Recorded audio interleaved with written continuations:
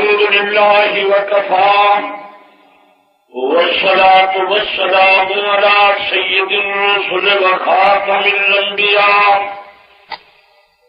صلى الله عليه وعلى آله وصحابه وبارك وسلم صلاة تكون للنجاة وسيلة ولعلو الدرجات كفيلا. اللهم صل على محمد وعلى آل محمد وعلى آل محمد وبارك وسلم. أما بعد فأعوذ بالله السميع العليم من الشيطان الرجيم. بسم الله الرحمن الرحيم.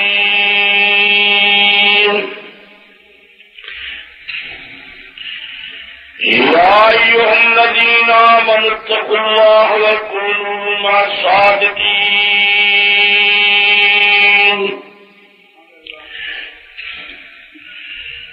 محمد حتمی خواہم خدا را خدایا تو اس کے مصطفیٰ را ایمان ما اطاعت خلفاء راشدین اسلام ما محبت آل محمد است.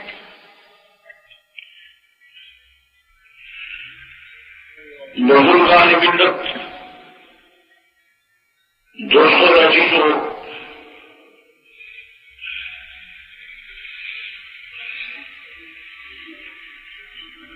بارہ بج چکے ہیں. تقریر کرنے کا تو ویسے ٹائم بھی نہیں. ان حضرات کا مجھے حکم تھا کہ وہاں چند دعائیہ کلمات تیرا کہہ دینا اور حاضر ہو جانا بھی کافی ہے. میں حسب وعدہ آپ حضرات کی خدمت میں دعائیہ کلمات کہنے کے لیے حاضر ہو چکا ہوں. کل بھی میں نے طویل سفر کیا اور دن کو تقریر بھی مفصل کرنی پڑی. اب مسافت طے کر کے یہاں حاضر ہوا.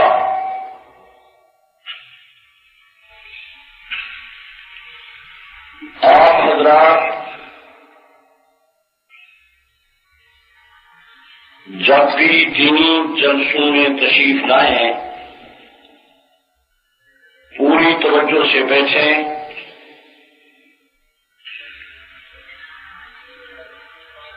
دین کی تبلیغ مستقل فریضہ ہے. ضروریات دین کی تعلیم حاصل کرنا بھی فریضہ ہے. اللہ کی بڑی عدالت میں وہ نیکی منظور و مقبول نہیں ہوگی جو پاک پیغمبر کی تعلیم کے مطابق نہ ہو.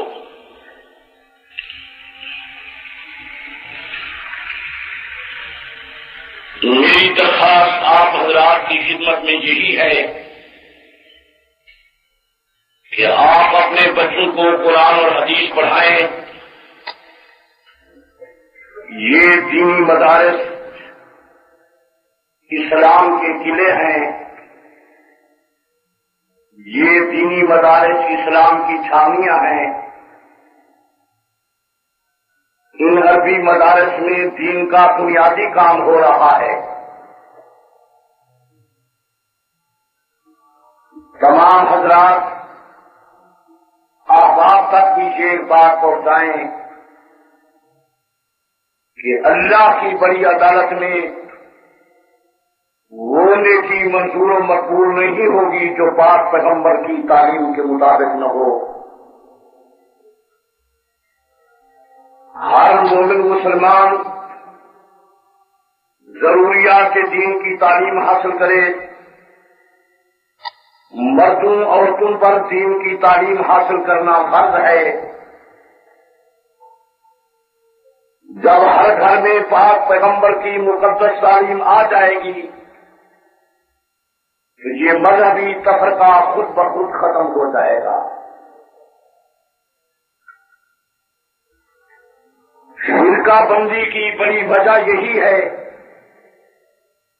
انتشار کی بڑی وجہ یہی ہے، گروہ بندی کی بڑی وجہ یہی ہے کہ دینی تعلیم کی کمی ہے۔ میں ان حضرات کو ہدیہ تبریک پیش کرتا ہوں جن احباب نے دینی مدرسے کے لیے یہ جگہ وقف کی ہے، تو اصل کام یہی ہے۔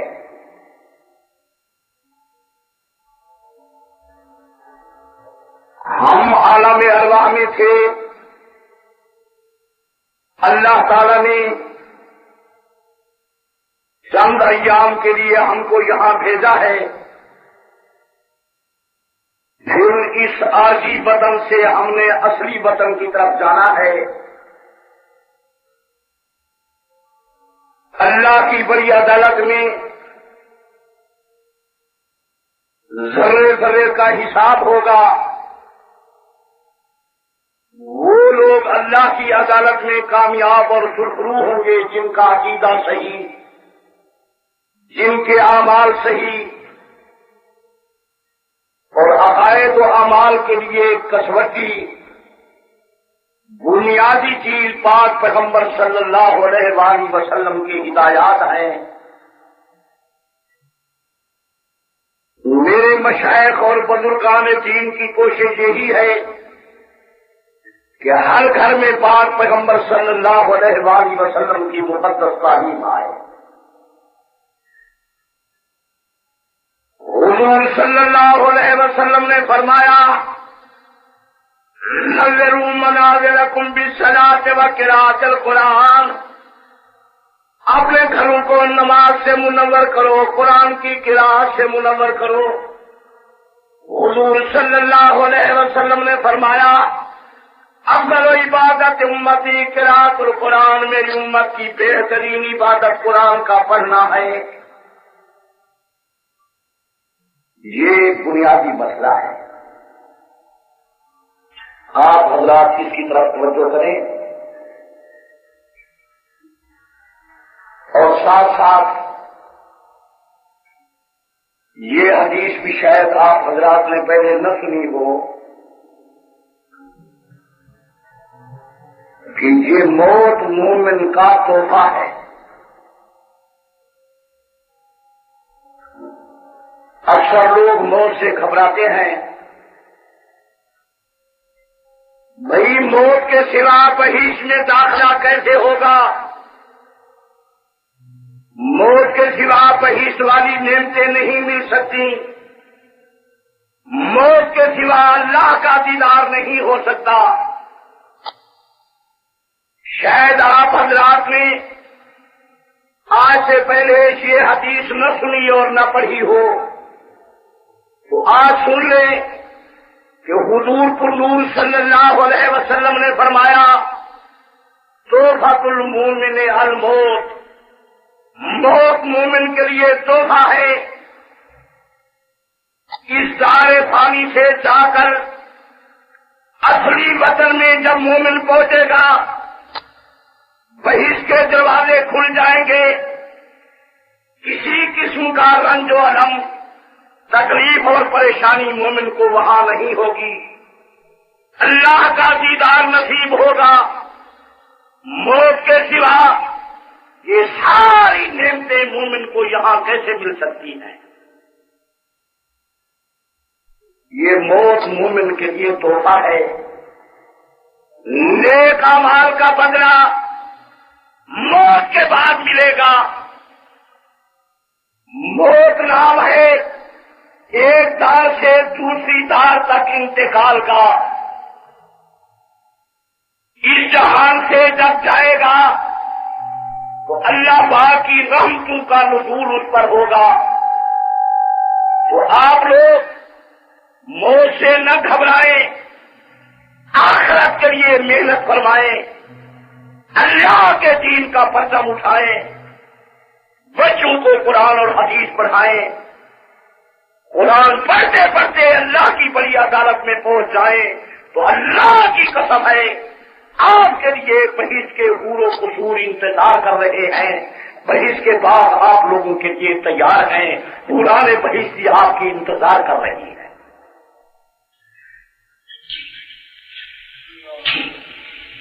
یہ بات شاید آپ حضرات پہلی دفعہ سن رہے ہوں، یہ عجیب حدیث تھی کہ موت مومن کا تحفہ ہے۔ بھائی، ہر آدمی کی خواہش ہوتی ہے کہ میں وطن اصلی کی طرف جاؤں۔ عزیزان محترم، یہ دنیا جہاں یہ وطن عارضی ہے، وطن اصلی کی طرف جانے کے لیے ہر آدمی کو خوشی ہوتی ہے۔ آپ اللہ کی بڑی عدالت میں حاضر ہونے کے لیے تیاری کریں، اور یہ بات یاد رکھیں کہ موت مومن کے لیے تحفہ ہے، کافر کے لیے تحفہ نہیں ہے۔ کافر تو جہنم میں داخل ہوگا۔ ہاں، ساری دنیا یہ مومن کے لیے تکلیف ہے۔ جناب رسالت امام صلی اللہ علیہ وسلم نے فرمایا، الدنیا سجن المومن، یہ دنیا مومن کے لیے قید خانہ ہے۔ یہاں تکالیف ہیں، مصائب، پریشانیاں، قسم و قسم کے رنج و الم، لیکن مومن جب اللہ کی بڑی عدالت میں حاضر ہوگا تو بحث کے دروازے اس کے لیے کھلے ہوئے ہیں۔ آپ نے سورۃ یاسمین میں پڑھا، رب العزت نے اس مومن کے لیے جو اللہ کے راستے میں قربان ہو گیا فرما دیا، قیلت خل الجنہ، میرے راستے میں قربان ہونے والا جوان بحث میں چلا، وہ بحث کی سیر کر رہا ہے، کہتا ہے کاش میری قوم کو علم ہوتا کہ اللہ پاک نے کس طرح میرے اوپر رحمت فرما دی۔ نعرہ تکبیر۔ تو آپ حضرات وطن اصلی کی طرف جانے کا ہر وقت خیال رکھیں۔ حضور صلی اللہ علیہ وسلم فرمایا کرتے تھے، اکثروا ذکر حازم الرضا، اس موت کو زیادہ یاد کرو۔ جب موت یاد آئے گی تو انسان کی زندگی سدھر جائے گی، عقائد و اعمال کی اصلاح کریں گے۔ تو آپ حضرات کا بنیادی بات، اصلی مسئلہ یہی ہے کہ کتاب اور سنت کی تعلیم حاصل کریں۔ حضور پر نور صلی اللہ علیہ وسلم نے فرمایا تھا، خیرکم من تعلم القرآن وعلمہ، تم میں سے بہترین لوگ وہ ہیں جو قرآن پڑھتے ہیں اور پڑھاتے ہیں۔ جناب رحمت اللہ علیہ صلی اللہ علیہ وسلم نے فرمایا، من قرأ القرآن وعمل بما فیہ البس واردہ تاج یوم القیامہ، جس آدمی نے قرآن مجید کو پڑھا اور قرآن پر عمل کیا، میدان قیامت میں اس کے ماں باپ کے سر پہ نور کا تاج ہوگا۔ لوگ سر اٹھا اٹھا کے دیکھیں گے، یہ کوئی نبی آ رہے ہیں، رسول آ رہے ہیں۔ اللہ کے ملائکہ کہیں گے، لوگوں یہ نبی بھی نہیں اور رسول بھی نہیں، یہ وہ لوگ ہیں جن کے بچے قرآن پڑھتے تھے، آج اللہ نے ان کے ماں باپ کے سر پہ نور کا تاج رکھوا دیا۔ یہ اصلی بات ہے، تمہارا اصلی کام یہی ہے۔ پہلے بھی آپ حضرات میری کئی تقریریں سن چکے ہیں، لیکن یہ اصلی تقریر ہے۔ حضور پر نور صلی اللہ علیہ وسلم کی عادت، شاگردان رسول کی عادت، تابعین تبع تابعین کی عادت یہی تھی، وہ زیادہ تر قرآن مقدس پر نگاہ رکھتے تھے۔ آپ اکثر سنی حنفی مسلک سے تعلق رکھتے ہوں گے۔ میں پچھلے سال مدینہ طیبہ سے کتاب لایا ہوں، اس میں لکھا ہوا ہے کہ حضرت ابو حنیفہ رحمۃ اللہ علیہ جس مقام پر فوت ہوئے آپ نے اس جگہ پر 60,000 دفعہ قرآن مجید کا ختم کیا تھا.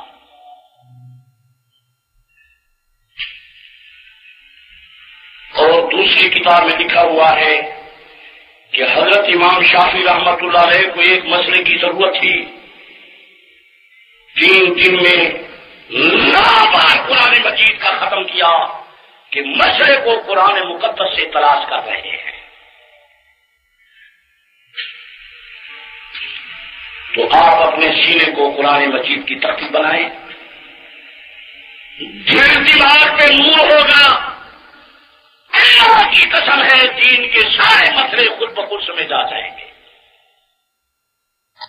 فلحال ظلمت کی وجہ سے لوگوں کو دین کی باتیں سمجھ نہیں آ رہی.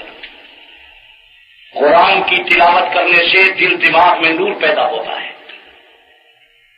اللہ کی خصوصی رحمت کا نزول ہوتا ہے.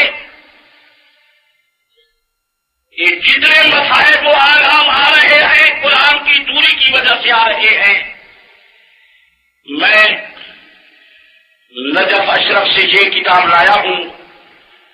اس میں ایک حدیث لکھی ہوئی ہے کہ حضور صلی اللہ علیہ وسلم نے فرمایا جب میری امت کے لوگ قرآن مجید کو چھوڑ جائیں گے ابتلاہم اللہ بثلاث اشیاء، اللہ کی طرف سے میری امت پر 3 قسم کے عذاب نازل ہوں گے. اللہ فل برکت والم، پہلا عذاب یہ ہوگا کہ ان کے مال میں برکت نہیں ہوگی. آج بے برکتی کا دورہ ہے. اس کی وجہ یہ ہے کہ لوگ کتاب مقدس سے دور چلے گئے. جناب رحمت اللہ علیہ صلی اللہ علیہ وسلم نے فرمایا جب میری امت کے لوگ قرآن کو چھوڑ جائیں گے اللہ کی طرف سے دوسرا عذاب آئے گا. وثانی صلی اللہ علیہ ظلم و فساد، ان پر ظلم اور فساد مسلط ہو جائے گا. گھر گھر میں جنگ ہے، فتنہ فساد ہے، بغض ہے. دوسرا ہم جنگت جدل بامادر، تیسرا ہم بد کھائے پدر نے بینو، یہ جلوت برادر برادر دارت، یہ شفقت نہ پدر راب پسر میں بینو. نہ یاروں میں رہی یاری، نہ بھائیوں میں وفاداری، محبت اس گئی ساری. یہ کیسا دور آیا ہے آج زمین کے چپے چپے پر فساد ہے. اس کی وجہ یہی ہے کہ لوگ قرآن مقدس کو چھوڑ گئے. اور حضور صلی اللہ علیہ وسلم نے تیسرا عذاب فرمایا کہ جب میری امت کے لوگ قرآن مقدس کو چھوڑ جائیں گے اللہ کی طرف سے تیسرا عذاب آئے گا. والثالث یخرجون من الدنیا بلا ایمان، لوگ جب دنیا سے جائیں گے ان کا خاتمہ ایمان پر نہیں ہوگا. توحید-سنت.com. تو میری درخواست تو یہی ہے کہ آپ قرآن اور حدیث کی تعلیم کے لیے محنت کریں، کوشش کریں، بچوں کو پڑھائیں. میں نے اپنے بچوں کو بھی یہی کہا ہے. یہ نہیں کہ آپ حضرات کو مشورہ دے رہا ہوں.